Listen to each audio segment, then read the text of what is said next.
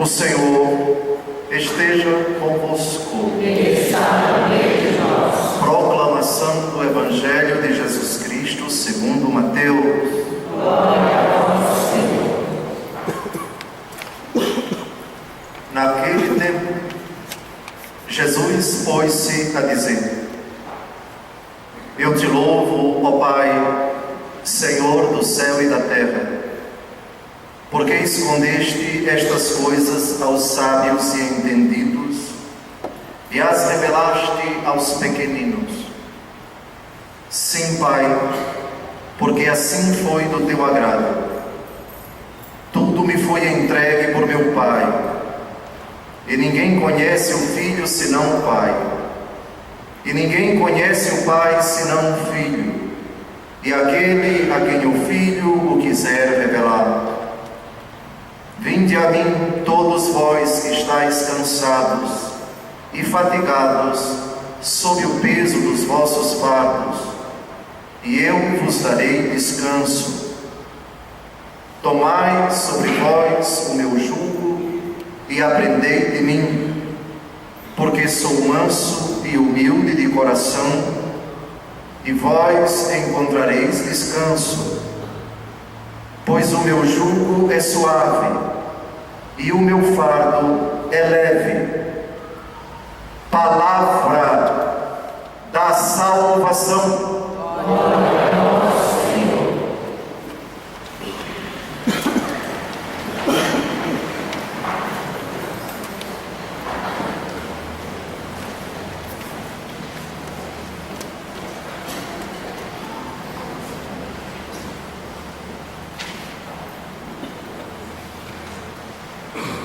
A vida é uma grande escola. A nossa aventura terrena é um grande aprendizado. Todos somos chamados a aprender com a vida. Uns aprendem mais rápido, outros mais lentamente. Seja pela sua própria deficiência social, psicossomática, cultural, antropológica, seja por culpa própria. Alguns são lentos para aprender. No capítulo 24 do Evangelho segundo Lucas, Jesus, dialogando com os discípulos de Emaús, faz-lhes uma censura: homens sem inteligência, tardos para aprender. Traduzindo, tapadinhos, e cada um de nós tem um pouquinho de tapados. Bom, José Francisco também é criatura humana. Estamos sujeitos às vicissitudes, aos reveses, às preguiças, aos comodismos, ao conforto que a nossa condição nos chama muitas vezes a permanecer. Aquela velha tentação de achar que por causa da idade, do status social, das conquistas, não precisamos aprender. Quem disse? Mais do que nunca o ditado vivendo e aprendendo é verdadeiro. E eu diria mais, morrendo e aprendendo. Até na morte a gente aprende. Até na morte. Conta-se que um homem muito apegado aos bens materiais, mas vivia em função de possuir, de ter, muito apegado aos bens materiais. Ele levou uma lição poucos segundos antes de morrer. O bisnetinho dele, de 4 anos de idade, estava olhando para ele, moribundo na cama. E esse homem, extremamente materialista, chamou o bisnetinho e disse: meu bisneto, olha, eu estou morrendo, mas quero lhe revelar um segredo. Vá ali naquela prateleira e pegue aquele relógio. O bisnetinho subiu na prateleira, pegou o relógio e entregou para o seu bisavô moribundo. O bisavô então disse: este relógio pertencia ao meu tataravô, que passou para o meu triavô, que antes de morrer passou para o meu bisavô, que antes de morrer passou para o meu avô, que antes de morrer passou para o meu pai, que antes de morrer passou para mim. Quer comprar?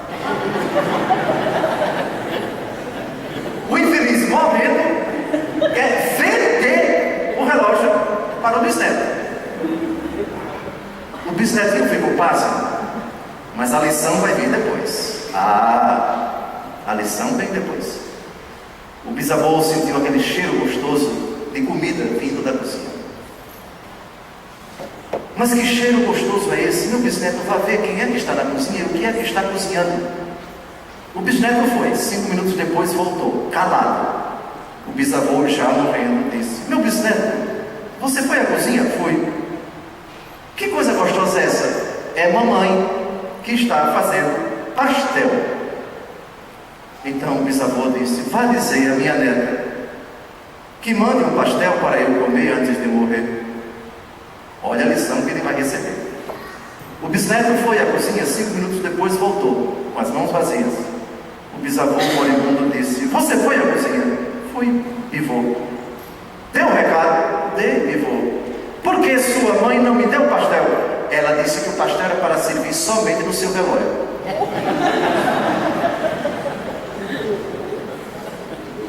Aprendei de mim, que sou manso e humilde de coração. Todo mundo aprende com suas virtudes e com seus defeitos. E se não aprende por bem, aprende também por mal. E se recusa a aprender, pelo menos a lição fica. Essa é a regra da vida. Todavia, existe um professor personificado, uma pessoa que é o mestre dos mestres. Nós aprendemos com a falsidade dos outros, com a traição dos outros. O verdadeiro erro, já dizia alguém, é aquele do qual nós não tiramos nenhuma lição. Se tiramos uma lição, amadurecemos, crescemos, não cometemos mais aquele erro, pelo menos somos chamados a não cometer aquela ingenuidade. Alguém já dizia: se você me trair, a culpa será sua, mas se você me trair 2 vezes, a culpa será minha.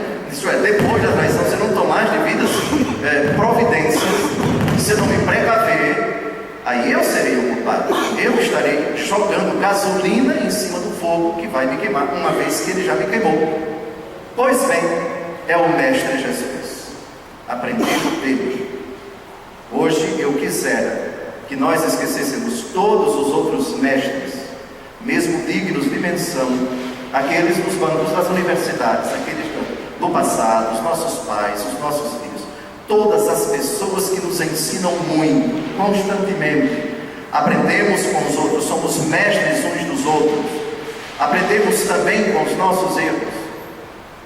Somos chamados a refletir sobre as nossas limitações. São Paulo vai falar disso muito bem na segunda leitura de hoje, e retomaremos essa segunda leitura no momento oportuno. Se viverdes segundo a carne, morrereis. Mas se mortificardes a carne, com certeza vivereis. Então o Mestre Jesus nos chama a amadurecer, a aprender com os nossos erros e a combatê-los, pelo menos na sua causa. O Mestre Jesus. Nosso Senhor Jesus Cristo sempre tem algo a nos ensinar. Ele é o parâmetro quando fala, ele é o parâmetro quando age. Há 3 ou 4 semanas eu estava aqui falando sobre palavras difíceis de Nosso Senhor Jesus Cristo. E foram 3 palavras difíceis de serem compreendidas, porque talvez alguém não ensinou aos ouvintes, aos leitores, o seu verdadeiro significado. Se alguém te ferir na face direita, oferece à esquerda. Ah, mas isso é muito difícil. Jesus não está falando de agressão física. Jesus não está pedindo passividade da parte daqueles que são ofendidos. Ele levou um tapa, ele levou um bufete, no capítulo 18 de São João, e explicou para nós, agindo como o que significa oferecer a outra face. Ele disse: se eu errei, mostre-me o erro, mas se eu não errei, por que é que você me bate? Oferecer a outra face é reagir na verdade e na justiça diante de uma agressão injusta, portanto não é passividade. Se alguém te obriga a dar o manto, entrega-o. Isso não significa dizer só que uma pessoa que quer me roubar, eu tenho que entregar tudo passivamente para ele. Nós explicamos há 3 domingos atrás, o que significa entregar o manto. Jesus entregou o manto para os seus algozes na cruz, depois de sofrer um processo injusto. Mas ao entregar o manto, ele o fez contra a sua vontade. Toda a questão de entregar o manto reside nisto, fidelidade ao Pai, no processo que foi movido contra Jesus. Se alguém mover um processo contra ti, entrega o manto, não resista. Não se pode resistir a Deus. Também o cristão, ele é sempre discípulo da paz. Ele não é violento, ele não é beligerante. Mesmo na altercação, ele deve ser fiel ao Pai, como Jesus foi fiel ao Pai no processo que foi movido contra ele, que culminou na tirada do manto de Jesus e na sua crucificação. E se alguém quer caminhar contigo 1 quilômetro, caminha 2 com ele. E nós citamos que isso não significa passividade. Jesus foi arrastado da sinagoga de Nazaré e levado para o monte alto contra a vontade dele. Caminhou, portanto, com seus algozes, mas no momento decisivo se afastou deles. Pois bem, esse mestre hoje vem até nós dizer que o seu aprendizado consiste para certas pessoas em não dizer nada, em não se revelar, em não falar, em não ajudar, em dificultar as pessoas. E é nisso que reside o mistério do Mestre Jesus. A melhor maneira de ensinar alguém é não se dirigir a ela, é virar as costas para ela, é esconder-se dela. Pedagogicamente, é preciso, pelo menos no primeiro momento, que você não dê a mínima para essa pessoa. Dom José, eu estou chocado. Não fique. Comece a ler o capítulo 15 do Evangelho segundo Lucas, a parábola do filho pródigo. O que é que o filho mais novo diz para o pai? Dá-me a parte da herança que me cabe. O infeliz quer distância do pai. O pai divide a herança, o filho parte. O pai não dá uma palavra. Enquanto o filho se afasta e chega a dissipar todos os seus bens e chega até a possível, o pai não vai atrás dele. O pai silencia, por respeito à decisão do filho. Ele que não quer, ele que se recusa, ele que coloca obstáculos, ele que quer distância do pai. E o pai respeita. Isso é importante para nós compreendermos uma afirmação duríssima de Jesus no Evangelho de hoje. Primeiro vamos ao elogio de nosso Senhor Jesus Cristo. Ele louva o Pai. Crave os olhos no Evangelho que está diante de si. Eu te louvo, ó Pai, Senhor do céu e da terra, porque escondeste estas coisas aos sábios e entendidos e as revelaste aos pequeninos. Pronto, essa é a questão central. Eu não disse que nosso Senhor Jesus Cristo às vezes se esconde das pessoas. O próprio Pai se esconde de determinadas pessoas, não por vingança, não por pirraça, mas por respeito ao seu desejo pirracento, porco, com perdão da palavra, insano, de querer resolver as coisas pelo seu próprio jeito, de querer decidir sozinho a sua vida, de querer estabelecer critérios, sonhos, projetos sem Deus. Dá-me a parte da herança que me cabe, diz o atrevido, o mais novo filho da parábola do filho pródigo. O pai não dá uma palavra. Aliás, na parábola do filho pródigo, o pai não dá uma palavra para o filho mais novo, nem quando ele vai embora. O pai não perde, não tenta dissuadi-lo, nem quando o filho volta. Abraça o filho, beija o filho, determina que os empregados coloquem anel no dedo, sandália nos pés, roupa nova, mas não dá uma palavra ao filho. Fala com o empregado e fala com o filho mais velho, que não quer entrar na festa, indignado, porque o pai, depois de o filho mais novo ter dissipado a herança, ainda dá uma festa para o filho. O pai não dá uma única palavra para o seu filho. Pois bem, pedagogicamente, às vezes é oportuno, diante do pirracento, diante dessa rebeldia, dessa recalcitrância do ser humano, tá bem, por amor a ele, eu não dirijo uma palavra para ele. É preciso que ele experimente o seu próprio veneno, que ele demurre em ponta de faca, que ele quebre a cara, que ele se frustre, que ele aprenda com a sua própria estupidez. É nesse sentido que o Deus que nos ama, que respeita a nossa decisão pirracenta, afirma nos lábios de Jesus: escondeste estas coisas aos sábios e entendidos. Agora vamos saber por quê. Há uma sabedoria, há um entendimento, que são estudos arrogantes, irracionais, tolos. São, na verdade, sofismas, são raciocínios ridículos, são premissas idiotas e conclusões patéticas que nós criamos para justificar o nosso pecado. O ser humano é capaz, com sua inteligência, que é dom de Deus, não é invenção sua, de criar suas elucubrações, de forjar os seus pensamentos, até suas filosofias, suas ideologias, que aos olhos de Deus são ridículas. Qualquer pensamento que exclua Deus, por mais elucubrado, por mais bem arquitetado, por mais perfeita que seja a linguística, a colocação das premissas, enfim. Poxa, mas que homem inteligente que eu... Mas na verdade, Deus não tem lugar nesse raciocínio, Deus não tem lugar na vida dessa pessoa. O Senhor Jesus não tem espaço nos projetos, na diversão, na família, na intimidade, no trabalho dessa pessoa.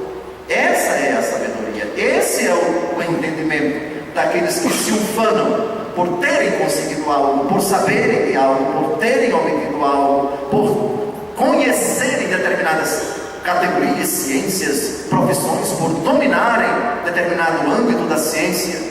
Mas Deus não tem nada na vida dele, Deus não ocupa espaço na vida dele. Dou-vos graças, ó Pai, porque escondeste estas coisas dos sábios e dos entendidos. Esconder-se também é uma prova de amor. Virar as costas também é uma prova de amor. O pirracento, olha lá, não vou perder o meu tempo com esse raciocínio, com essa pessoa vendida, a boba, que se acha tão dona de si, que se identifica com aquele pensamento da igreja de Laodiceia, no capítulo 3 do Apocalipse de São João. Laodiceia é uma das 7 igrejas do Apocalipse. Hoje, uma cidade da Ásia Menor, atual Turquia. Aquela comunidade, leiam depois o capítulo 3 do Apocalipse. Aquela comunidade era de uma cidade rica, muito abastada. E os cristãos tinham sucesso social, econômico, eram pessoas bem situadas, ganhavam bem, viviam no fausto. E não precisavam de Deus, e julgavam que Deus não era importante na sua vida. Ao anjo da igreja de Laodiceia escreve: tu dizes, é o Senhor Jesus quem fala, faço bons negócios, de nada necessito, e não sabes que és infeliz, miserável, pobre, cego e nu. Mas me agrada muito esses 5 adjetivos que definem bem o que é que nós somos diante de Deus. Umas lazeiras, uns bobalhões, uns idiotas sem Deus. A presunção de dizer faço bons negócios, de nada necessito, parece que ilustra bem, no capítulo 3 do Apocalipse, essa sabedoria, esse entendimento que impedem que Deus se revele a esses coitados. E Ele o faz, não é por vingança. Deus não disse que vocês se danem, agora vocês vão ver o que é bom para todos. Não é isso. O meu amor por vocês continua o mesmo. Eu queria chamá-los a mim pelo melhor caminho, mas tem outros. Vocês vão provar o veneno de vocês. Vocês vão aprender como aquele infeliz moribundo aprendeu. Mas que coisa, não é? Apegado aos bens, por levou uma lição da filha: morre logo, infeliz, para a gente servir um pastel na hora do seu velório, para eu pegar aquilo que você vai deixar para mim. É lógico que é uma história inventada, né? Mas, como já dizia no Nordeste, remédio para doido é outro na porta. Pois bem, doido por dinheiro, encontrou uma doida na cozinha, a própria filha dele já preparando o pastel para ficar com aquilo que é dele. Ótima lição, muito bom. Deus se esconde, mas também se revela. Para quem é que Deus se revela? Veja o versículo 25: dou-vos graças ao Pai, Senhor do céu e da terra, porque escondeste estas coisas dos sábios e entendidos e as revelaste aos pequeninos. Pequenez aqui não se refere à idade, muito menos à estatura. Jesus não está falando dos taburetes de forró. Jesus está falando daqueles que se fazem pequenos diante de Deus, como a bem-aventurada Virgem Maria. A pequenez é nada mais que a docilidade. Fazer-se pequeno diante de Deus é: tu falas, eu apoio; tu pedes, eu obedeço; diante de ti eu me inclino, eu reverencio a tua pessoa, o teu poder, a tua glória, eu te exalto, eu te louvo, eu te bendigo, eu te reconheço, meu Senhor, meu Criador, meu Redentor, razão da minha vida, dominador de toda a minha existência, Senhor Supremo de cada instante, de cada centímetro, de cada momento da minha vida. Sim, Pai, porque assim foi do teu agrado. Agrada ao Pai fechar as portas do céu de vez em quando, silenciar para nós de vez em quando. Se isso acontece, lembremos-nos dessa homilia de domingo 14º do tempo comum. Por que Deus não me fala? Por que Deus não é claro? Por que Deus não se revela? Porque Ele deixou de me amar? Não, o problema não está nele. Deus está te amando, mas olha para dentro de ti, vê como está a tua sabedoria, o teu entendimento. Tu deixaste de rezar, tu deixaste de te ajoelhar, tu deixaste de ler a Escritura, tu deixaste de perdoar, tu criaste dentro de ti uma lógica estúpida de uma sabedoria profana, mundana, um entendimento estúpido, ridículo, patético. Olha para dentro de ti e não culpa Deus. Deus está te amando, está se escondendo de ti porque te ama, esperando revelar-se a ti quando tu te fizeres pequeno. Dou-vos graças porque escondeste estas coisas dos sábios e entendidos e as revelaste aos pequeninos. Quando tu te fizeres pequeno, tu experimentarás, tu descobrirás Deus com clareza, tu perceberás as coisas com muito mais clarividência. Tudo me foi entregue por meu Pai. Todos os poderes do Pai foram entregues a Jesus, porque Jesus é Deus como Pai. Ninguém conhece o Filho senão o Pai. O Pai que gerou eternamente o Filho conhece plenamente o Filho, e ninguém conhece o Pai senão o Filho, e aquele a quem o Filho o quiser revelar. O Filho conhece o Pai, e vejam, só vai conhecer o Pai aquele que Jesus decidiu. É Jesus quem diz: você se revelou pequeno, agora eu vou revelar ao Pai. O Pai percebe a nossa pequenez, agora eu vou revelar você a Jesus. Jesus nos revela o Pai quando nos fazemos pequenos, e o Pai nos conduz a Jesus também quando nos fazemos pequenos. Por outro lado, enquanto somos sábios e entendidos, nem vamos ao Pai, porque o Filho não nulo revela. Nem vamos ao Filho, porque o Pai não nulo revela. Mas o problema nem está no Pai, nem está no Filho, está em nós, pela nossa sabedoria estúpida, pelo nosso entendimento insano. Agora, no aprendizado da vida, começamos a segunda parte da homilia. Eu disse no começo que a grande escola da vida nos chama a aprender. Jesus é o grande mestre. Todos os outros mestres são, de certa forma, instrumentos de Jesus, o mestre. O aprendizado, por vezes, nos leva a cansar. Por sermos seres psicossomáticos, cansamos. Depois de uma atividade, dirigindo 3 horas sem sair do carro, cansamos. Um dia de trabalho com muitas atividades, cansamos. Cansaço mental, cansaço psicológico, cansaço espiritual, cansaço físico. A sexta após o almoço é recomendada pelos médicos pelo menos 30, 40 minutos. Isso ajuda tremendamente no nosso bem-estar psicossomático. O repouso no final do dia, o repouso no final de semana. O Shabat é o dia do descanso. No Antigo Testamento, Deus descansou no 7º dia, depois de ter criado o mundo em 6 dias. O descanso é inerente à natureza humana. O cansaço evoca exatamente isto. Porque eu estou cansado, eu preciso descansar. É preciso que cada um de nós tome essa consciência. É preciso dar um basta no trabalho, lembrando as palavras de Jesus a Satanás: nem só de pão vive o homem, mas de toda a palavra que sai da boca de Deus.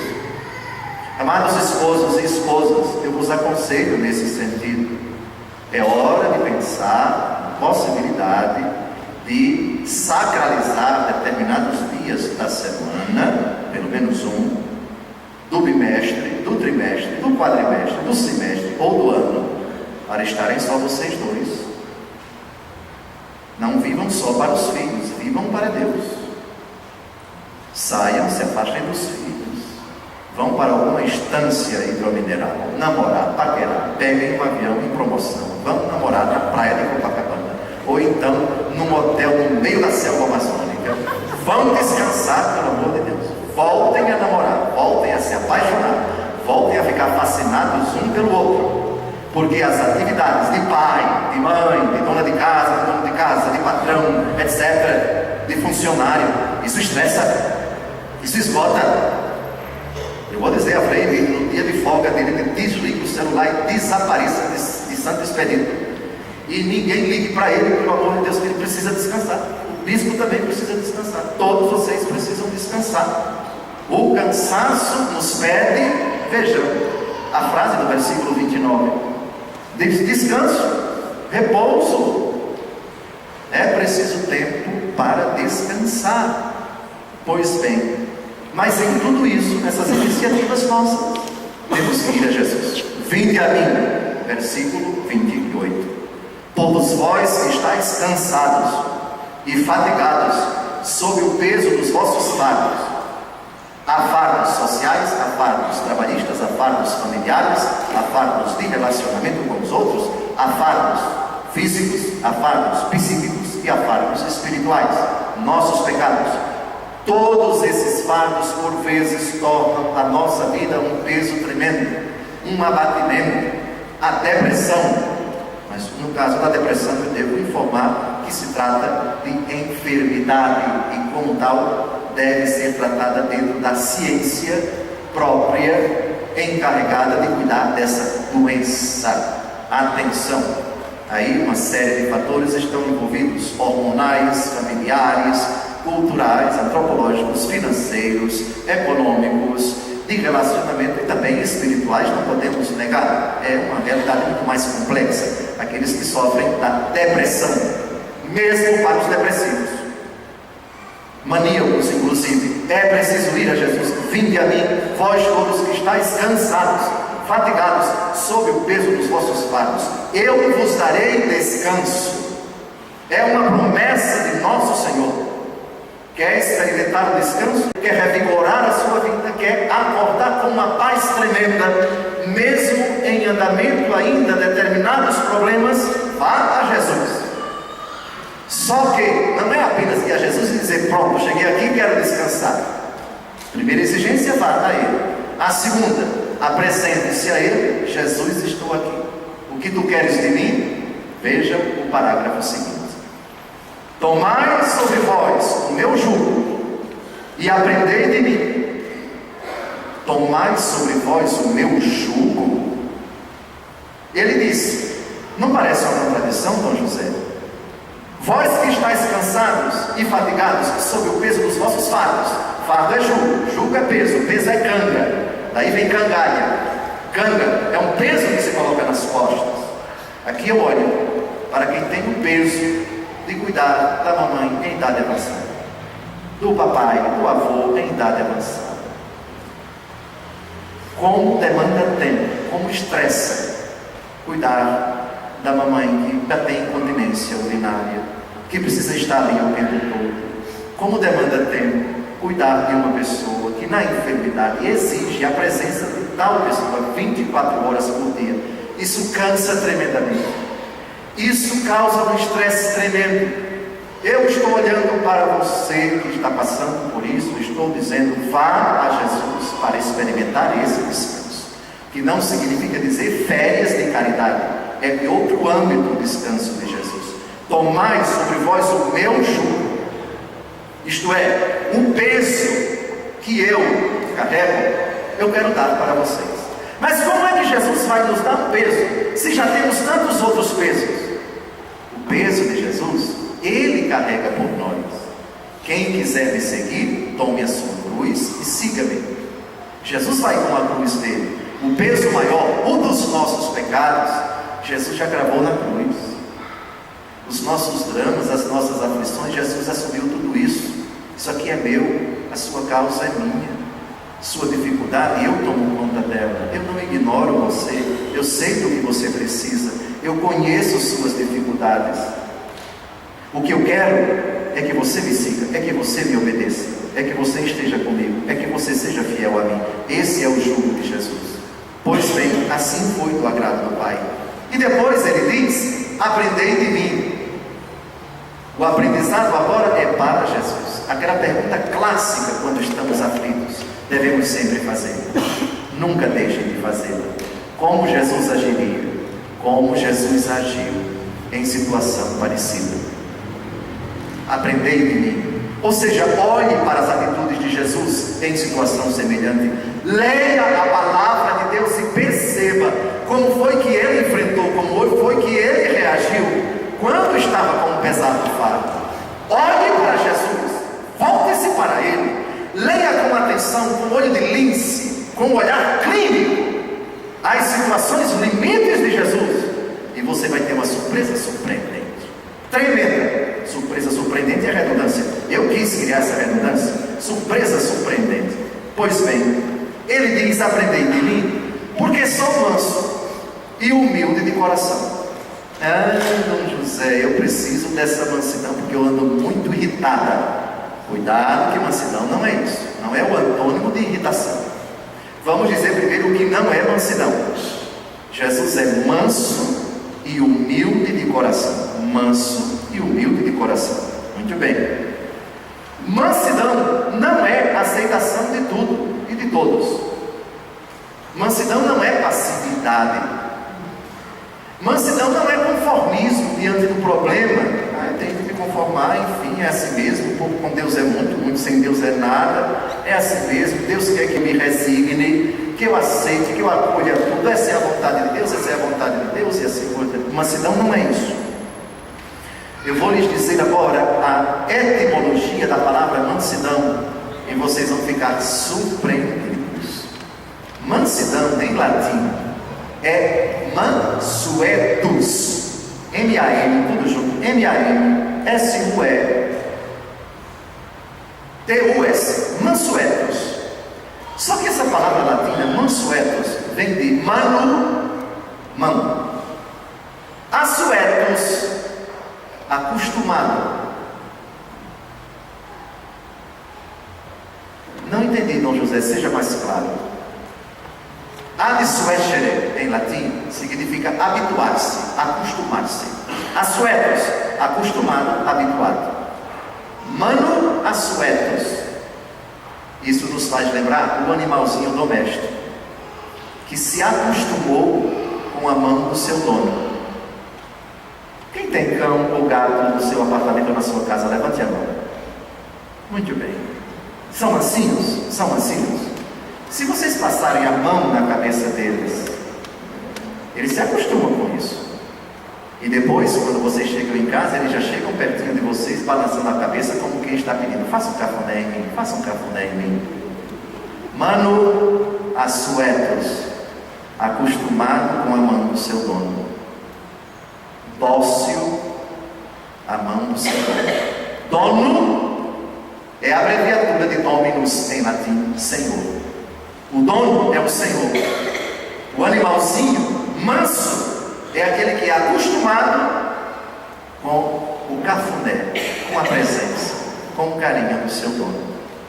Manso, Jesus manso, aquele que é acostumado, habituado com o Pai, sempre na presença do Pai, sempre obediente ao Pai. O Pai diz: meu filho, faça isso, e ele balança a cabeça como aquele cachorrinho domesticado, dócil, não coloca nenhuma resistência. Faça um carinho em cima do bichinho, mas ele fica ali rosnando a sua perna, fazendo aquela voltinha. Ou se ele puder, mesmo você sentado à mesa, fazendo a sua refeição, o gatinho quer ficar ali no seu colo. Se você o chamar e ficar fazendo carícia dele, manso, manso, manso.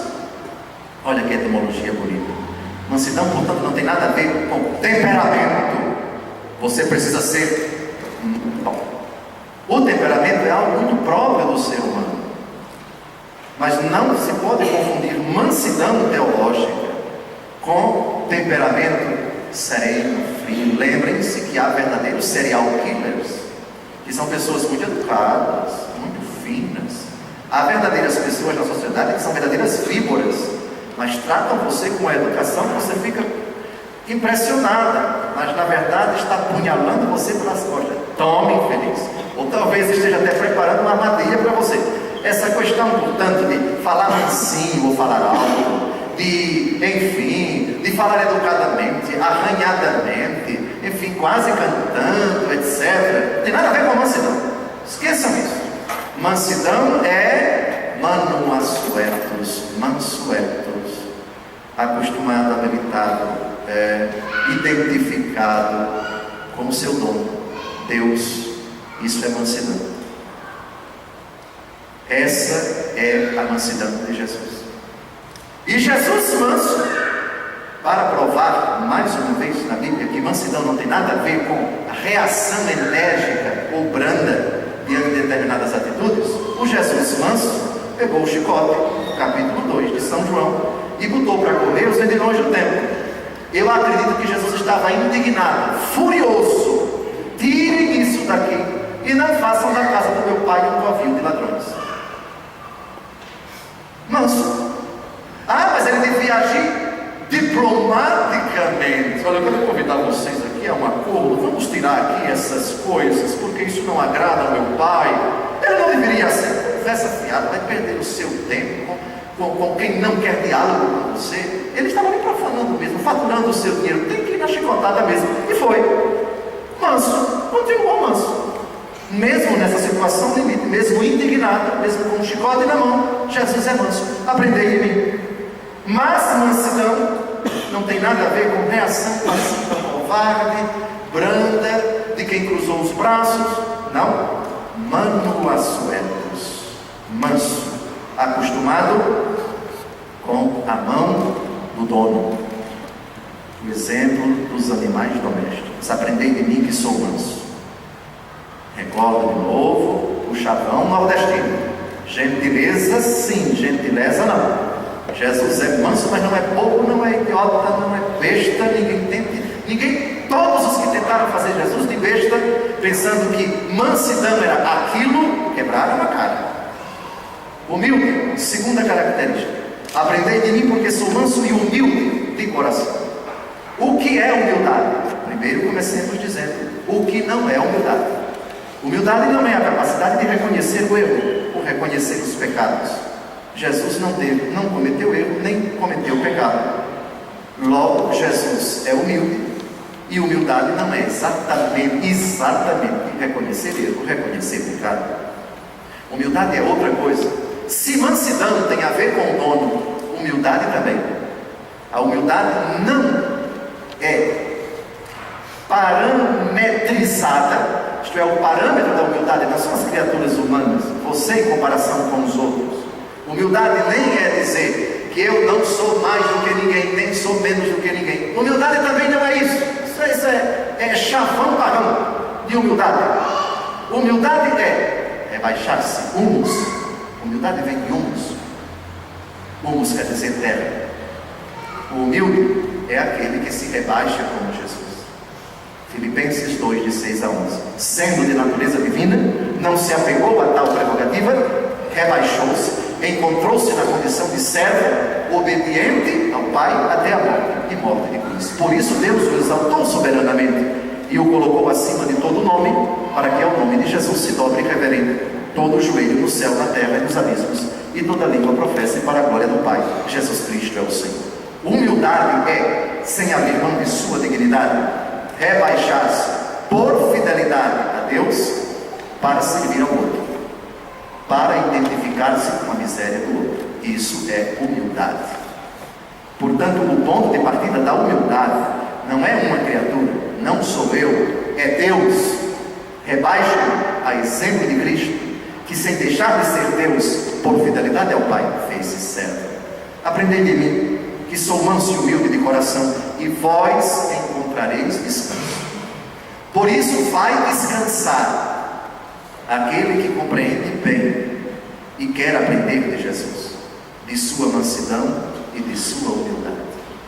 Jesus, nas situações dramáticas da minha vida, ajudai-me a ser manso, manuas suetus, e a ser humilde, a ir ao humus, à terra, a rebaixar-me e reconhecer que não sou nada diante de ti, principalmente quando dentro de mim existe algo que precisa ser combatido. Vós não viveis segundo a carne, diz São Paulo, mas segundo o Espírito. Se realmente o Espírito de Deus mora em vós, quem não tem o Espírito de Cristo não pertence a Cristo. Esse é o sábio de quem fala Jesus no Evangelho. Esse é o entendido de quem fala Jesus no Evangelho. Se não tem o Espírito de Cristo, Cristo não age em nós, porque o Espírito é o Espírito do Pai e do Filho. É o Consolador, é aquele que convence o mundo a respeito do pecado, a respeito da justiça, a respeito do demônio. Pois bem, eu te louvo, ó Pai, por isso. Irmãos, temos uma dívida, mas não para com a carne, para vivermos segundo a carne. Nossa dívida é com Deus. Se viverdes segundo a carne, morrereis. Mas se pelo Espírito matardes o procedimento carnal, então vivereis. Procedimento carnal aqui não deve ser interpretado somente do ponto de vista sexual. A sexualidade é um âmbito da nossa personalidade, da nossa existência. E diria um âmbito como todos os outros, até certo ponto secundário. Porque quem se desvia, quem assume uma sexualidade desregrada, isso é efeito de uma causa anterior, lá atrás. Como tem sido tua relação com Deus? Tu tens sido sábio e entendido? Tu tens procurado agir de acordo com os parâmetros dele, do Senhor do céu e da terra, ou segundo os teus parâmetros? Eis o procedimento carnal. É preciso então, a expressão é forte, o último versículo, matar o procedimento carnal para então viver. Pois bem, amados, concluo a homilia com a belíssima citação da primeira leitura de hoje. Essa profecia de Zacarias, capítulo 9, de 9 a 10, ela se cumpriu quando Jesus entrou em Jerusalém no domingo de Ramos. Jesus não entrou montado no jumento, filho de uma jumentinha, aclamado pelas pessoas que colocavam os seus mantos no chão para que o jumentinho onde Jesus estava montado passasse, e elas aclamavam Jesus com ramos de oliveira, hosanas ao filho de Davi. Lembram dessa cena? Isso é o cumprimento da primeira leitura que nós acabamos de ouvir. Então a cena do domingo de Ramos e a profecia da primeira leitura de hoje tem algo muito bonito a nos dizer. De um lado, sábios e entendidos, armados até os dentes, com nossa cultura, com nossa lógica, com nosso pensamento bem formado, arredio, que não cede 1 centímetro, pensamentos por vezes que tentam justificar pecados absurdos, posturas inadmissíveis. E do outro lado, reparem quem vem chegando. Eis que vem teu rei ao teu encontro. Ele é justo, ele salva, é o portador da justiça, é o autor da salvação, aquele que vem trazer descanso para a nossa vida. Ele é humilde. Olha aqui o adjetivo da primeira leitura, citado por Jesus: aprendei de mim que sou manso e humilde.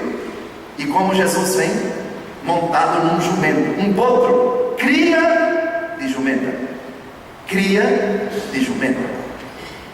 Era um animal, até hoje,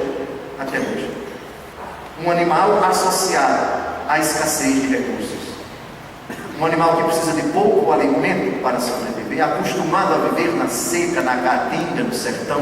O meu querido Nordeste é onde tem a maior quantidade de jumentos na face da terra. Um animal associado à escassez de recursos, às dificuldades, às vicissitudes do clima, da agricultura e assim por diante. Pobreza de recursos. Jesus vem até nós desarmado. Quer encontrar repouso? Quer encontrar descanso? Se você se fizer pequeno, vai encontrar. Mas se fizer sábio e entendido, o Pai vai se esconder de você, Jesus vai se esconder de você. Ele não vem com nenhuma presunção, vem montado num jumento para anunciar a paz das nações. Seu domínio se estenderá de um mar a outro mar, e desde o rio até os confins da terra. Para quem anda aflito e quer descansar, a terra é muito, é suficiente o seu coração. Entregue-o a Jesus. Ele quer entrar na sua vida, quer fazer grandes obras. Se você se fizer pequeno e se dispuser a ir a Ele e aprender dele, na sua mansidão e na sua humildade, você encontrará repouso para a sua alma até o fim da sua vida. E um dia vai gozar com Ele na glória, o repouso que jamais acabará, o descanso que os olhos não viram, os ouvidos não ouviram, o que Deus preparou para aqueles que o amam. Louvado seja nosso Senhor Jesus Cristo.